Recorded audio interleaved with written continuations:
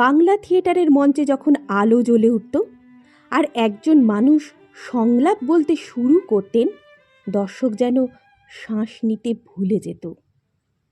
তিনি শুধু অভিনয় করতেন না, চরিত্রের ভেতরে ঢুকে সেটাকে জীবন্ত করে তুলতেন। এই মানুষটি আর কেউ নন, অজিতেশ বন্দ্যোপাধ্যায়। একদিকে তুমুল প্রতিভা, অন্যদিকে এক রাস অভিমান। নান্দিকার থেকে নান্দিমুখ, সংগ্রাম থেকে সাফল্য। তার জীবন যেন নিজেই এক নাটক। কেন তাকে বলা হয় বাংলা থিয়েটারের অন্যতম শক্তিশালী অভিনেতা? কিভাবে তিনি বদলে দিয়েছিলেন মঞ্চের ভাষা, অভিনয়ের ধরন? আজকের এই ভিডিওতে আমরা জানব সেই কিংবদন্তি মানুষের গল্প, যার নাম আজও উচ্চারণ করা হয় গভীর শ্রদ্ধায়। জেনে নিন অজিতেশ বন্দ্যোপাধ্যায়ের জীবন কাহিনীর নাটকীয় অধ্যায়। বঙ্গ সংস্কৃতিতে থিয়েটারের কথা যখনই আসে তখনই উঠে আসে অভিনেতা, নাট্যকার ও পরিচালক অজিতেশ বন্দ্যোপাধ্যায়ের নাম। তিনি আজীবন বাংলা থিয়েটারের সঙ্গে যুক্ত ছিলেন। নাটকের প্রয়োজনে তিনি নিজেকে অনেকভাবে ভেঙেছেন, পুনরায় গড়েছেন। শম্ভু মিত্র এবং উৎপল দত্তের মতোই বাংলা নাট্যজগৎ তাঁর দাপুটে অভিনয়ের কথা কখনো ভুলতে পারবে না। স্বাধীনতা উত্তর যুগের বাংলা থিয়েটারের শক্তিশালী ব্যক্তিত্ব তিনি। 1933 সালে 30 সেপ্টেম্বর পশ্চিমবঙ্গের পুরুলিয়া জেলার জয়পুর ব্লকের রোপো গ্রামের মামার বাড়িতে তাঁর জন্ম হয়। তার নিজের বাড়ি ছিল পশ্চিমবঙ্গের পশ্চিম বর্ধমান জেলার রানীগঞ্জের কেন্দা গ্রামে। বাবা ভুবনমোহন কাজ করতেন কয়লা খনিতে, মায়ের নাম লক্ষ্মীরানী দেবী। প্রথম জীবনে অজিতেশ বন্দ্যোপাধ্যায় লীলা বন্দ্যোপাধ্যায়কে বিয়ে করেন। তিনি নান্দিকার নাট্যদলের সদস্যা ছিলেন, কিন্তু তাদের এই সম্পর্ক বেশি দিন স্থায়ী হয়নি। তবে তাদের বিচ্ছেদও হয়নি। পরবর্তীকালে রত্না বন্দ্যোপাধ্যায়ের সঙ্গে লিভ ইন সম্পর্কে ছিলেন অজিতেশ। রত্না বন্দ্যোপাধ্যায় ছিলেন অসিত বন্দ্যোপাধ্যায়ের প্রাক্তন স্ত্রী ও নান্দিকারের কর্মী। প্রথম জীবনে পরিচিত মহলে অজিতেশ বন্দ্যোপাধ্যায় অজিত নামেই খ্যাত ছিলেন। 5 বছর বয়সে পুরুলিয়ার মধুবন বিদ্যালয়ে তাঁর পড়াশোনা শুরু হয়। এরপরে তিনি ভর্তি হন ঝালদার সত্যভামা উচ্চ বিদ্যালয়ে। 5ম শ্রেণী পর্যন্ত সেখানে পড়ার পর কুলটি উচ্চ বিদ্যালয়ে 6ষ্ঠ শ্রেণীতে ভর্তি হন। এরপর তিনি আসানসোল কলেজে, বর্তমানে যা বিবি কলেজ নামে পরিচিত, পরবর্তী পড়াশোনা শুরু করেন। কিন্তু সেখানে তিনি পড়াশোনা শেষ করেননি। বাংলা নাটকের প্রবাদ প্রতিম এই ব্যক্তিত্ব কলকাতায় চলে এসেছিলেন। গ্রাম বাংলায় পড়াশোনার সুযোগ বা সুবিধে কোনোটিই তেমন ছিল না। তাই উচ্চতর শিক্ষার আকাঙ্ক্ষা তাঁকে টেনে এনেছিল মহানগরে। কলকাতায় এসে তিনি ভর্তি হন মহারাজা মনীন্দ্রচন্দ্র কলেজে। সেখান থেকেই স্নাতক হন। তখন থেকেই অজিত হয়ে যান অজিতেশ। তাঁর থিয়েটারের প্রতি তীব্র অনুরাগের উৎপত্তিও এই কলকাতা শহরেই। তবে শুরুটা হয়েছিল বেশ আগে, তার গ্রাম্য ছাত্র জীবনে। আসানসোলের ছোট ঘরের মধ্যে চৌকিকে মঞ্চ বানিয়ে নাটক করতেন ছোট্ট অজিত। সঙ্গে থাকতো তার ভাই, বোন ও বন্ধুরা। সেখান থেকেই শুরু। এরপরে আসে 1942 সাল। 9 বছরের অজিত তখন স্কুলে পড়ছে। জাপানি বোমার ভয়ে ভীত ভুবনমোহন তাঁকে পাঠিয়ে দেন পুরুলিয়ার ঝালদায়। সেখানেই অজিতের প্রেম সম্পূর্ণ প্রস্ফুটিত হয় থিয়েটারের প্রতি। পাশাপাশি রাজনীতিতেও আগ্রহ বাড়তে থাকে তার। অনুঘটকের কাজ করে গান্ধীজির লেখা। অজিত তখন 8ম শ্রেণীতে পড়েন। তখন তার বাবা চাকরি সূত্রে বদলি হন ঝরিয়ার কাছে চাসনালায়। সেখানে প্রবোধ বিকাশ চৌধুরীর পরিচালনায় পাথরডি রেলওয়ে ইনস্টিটিউটে টিপু সুলতান নাটকে অভিনয় করেছেন তিনি। 1947 সালে শিক্ষক ধীরেন ঘটকের অনুপ্রেরণায় মঞ্চস্থ করেন রবীন্দ্রনাথের খ্যাতির বিড়ম্বনা। এখানে নকরি চরিত্রে অভিনয় করে প্রচুর প্রশংসা করুন তিনি। শিক্ষক আদিত্য মুখোপাধ্যায়ের নির্দেশনায় রামের সুমতি নাটকেও অভিনয় করেন তিনি। এরপর কলকাতায় আসেন অজিতেশ। মনীন্দ্র কলেজে পড়ার পাশাপাশি শুরু করেন নাট্যচর্চা। থিয়েটারের প্রতি তার ভালোবাসা ক্রমেই বাড়তে থাকে। 1960 সালে তিনি বিখ্যাত থিয়েটারের দল নান্দিকার প্রতিষ্ঠা করেন। অজিতেশ বন্দ্যোপাধ্যায় ছাড়া অসিত বন্দ্যোপাধ্যায়, সত্যেন মিত্র, অজয় গাঙ্গুলি, চিন্ময় রায় সহ বেশ কয়েকজন প্রতিষ্ঠার সময় থেকেই নান্দিকারের সক্রিয় সদস্য ছিলেন। কলকাতার মঞ্চে অজিতেশ বন্দ্যোপাধ্যায়ের যাত্রা শুরু সেখান থেকেই।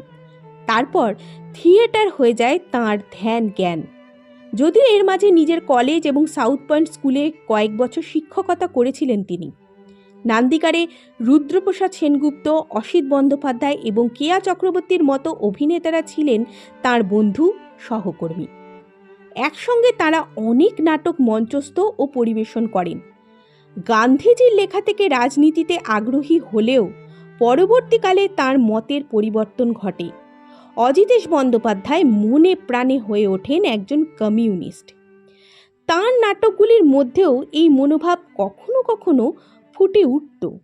কলেজ জীবনে তিনি পাতিপুকুর শ্রমিক আন্দোলনের সঙ্গেও তার নাম জড়িয়েছিলেন। যদিও নাটক তাঁর কাছে রাজনৈতিক পট পরিবর্তনের হাতিয়ার কখনোই হয়ে ওঠেনি। সচেতনভাবে তিনি রাজনীতি এবং সংস্কৃতিকে আলাদা রাখতেন। নাটকে তিনি রাজনীতিকে এনেছেন খুব সতর্কভাবে, বরং মানবিক মূল্যবোধের সঙ্গে সূক্ষ্ম রাজনীতি চিন্তাধারাকে তিনি দর্শকের সামনে খুলে দিতেন। নান্দিকারে থাকার সময় অনেক বিখ্যাত নাটক মঞ্চস্থ করেছিলেন অজিতেশ বন্দ্যোপাধ্যায়। তাঁর প্রথম নাটক ছিল ইবসেনের ঘোস্ট নাটক অবলম্বনে বিদেহী। তারপর একাধিক মৌলিক ও বিদেশি নাটক অভিনীত হয়। তার মধ্যে উল্লেখযোগ্য হল দাও ফিরে সে অরণ্য, সেতু বন্ধন, 4 অধ্যায়, প্রস্তাব ইত্যাদি। তবে নাট্যকারের সন্ধানে 6টি চরিত্র নান্দিকারকে প্রবল জনপ্রিয়তা এনে দেয়। এটি ইতালীয় নাট্যকার লুইজি পিরান্দেল্লোর রচিত 6 character in search of an author অবলম্বনে লিখিত। এর বাংলা রূপান্তর করেছিলেন রুদ্রপ্রসাদ সেনগুপ্ত। 1961 সালের 12ই নভেম্বর এইটি মঞ্চস্থ হওয়ার পর প্রচুর প্রশংসা অর্জন করে। এরপরে অজিতেশের নির্দেশনায় একের পর এক নাটক হতে থাকে। নান্দিকারে থাকাকালীন আন্তিগোনে, 3 পয়সার পালা, যখন একা, নানা রঙের দিন, শের আফগান, ভালো মানুষ, মঞ্জরি, আমের মঞ্জরি সহ একাধিক নাটক মঞ্চস্থ করেছিলেন তিনি। নাটক পরিচালনার সঙ্গে নাটকের গান লেখা, সুর দেওয়ার কাজও করতেন। বিদেশের বহু নাটকের সঙ্গে বাঙালি তাঁর জন্য পরিচিত হতে পেরেছে। তিনি ছিলেন ইংরেজি সাহিত্যের ছাত্র। সাহিত্যের প্রতি অনুরাগ আর নাটকের প্রতি ভালোবাসার কারণে বিদেশি বহু লেখকের নাটক তিনি পড়েন, আর তারপর সেগুলোকে নতুন রূপে সজ্জিত করে তৈরি করেন বাংলার ঘরের গল্প। ব্রেখট, ইবসেন, চেখভ, পিরান্দেল্লো, ওয়েস্কার, পিন্টার সহ বিশ্বের বহু নাট্যকারের নাটক তাঁর মাধ্যমেই উঠে এসেছে বাংলার মঞ্চে। নাটক ছিল তাঁর ভালোবাসা, কিন্তু এই ভালোবাসার জন্য তিনি সর্বস্ব ত্যাগ করতে প্রস্তুত ছিলেন না। তাঁর আত্মসম্মান বোধও ছিল অটুট। তাই 1977 সালে অজস্র অভিমান বুকে নিয়েই নান্দিকার ছেড়েছিলেন তিনি। এরপর তৈরি করেছিলেন নতুন দল নান্দিমুখ। তাঁর দৌলতে অতি অল্প সময়ে নান্দিমুখ থিয়েটারের জগতে জায়গা করে নিতে পেরেছিল। প্রথম দিকে নান্দিকারে তাঁর পুরনো নাটকগুলি মঞ্চস্থ হতো নান্দিমুখে। তার মধ্যে উল্লেখযোগ্য হলো নানা রঙের দিন, তামাকু সেবনের অপকারিতা, প্রস্তাব আর অতি অবশ্যই শের আফগান। তিনি যখন মঞ্চে উঠতেন, সংলাপ বলতেন, দর্শকরা অভিভূত হয়ে যেত। অভিনেতা অজিতেশ যেন দর্শককে নাটকের মধ্যে ঢুকিয়ে নিতেন। তার নাটক দর্শক আসন থেকে যেমন অশ্রু ঝরিয়েছে, তেমন রাগে দর্শক ফুঁসে উঠেছেন। এমনই ছিল তার অভিনয়ের প্রতিভা। শুধু থিয়েটার নয়, রূপলী জগতেও তিনি মুগ্ধ করেছেন দর্শককে। বাংলা চলচ্চিত্রে চরিত্র অভিনেতা হিসেবে হাটে বাজারে, ছুটি, অতিথি, কুহেলি, গণদেবতা, আজকাল পরশুর গল্প, আরোহী, মেঘ ও রৌদ্র, ঠগিনী, নিধিরাম সর্দার, হিরে মানুইক, কপালকুণ্ডলার মতো ছবিতে অভিনয় করেন তিনি। হিন্দিতে তিনি সমঝোতা নামে একটি ছবি করেন। অভিনয়ের জন্য কখনো তিনি কোনো কিছুর সঙ্গে আপোষ করেননি।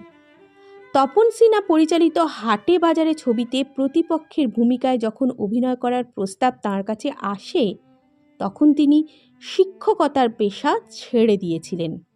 কারণ হিসেবে বলেছিলেন তার অভিনয় কৈশোর উত্তীর্ণ তরুণদের মনে নেতিবাচক প্রভাব ফেলতে পারে। তাই তিনি শিক্ষকতার পেশা থেকে দূরে থাকতে চান। নাটক ছিল তার ধ্যান জ্ঞান।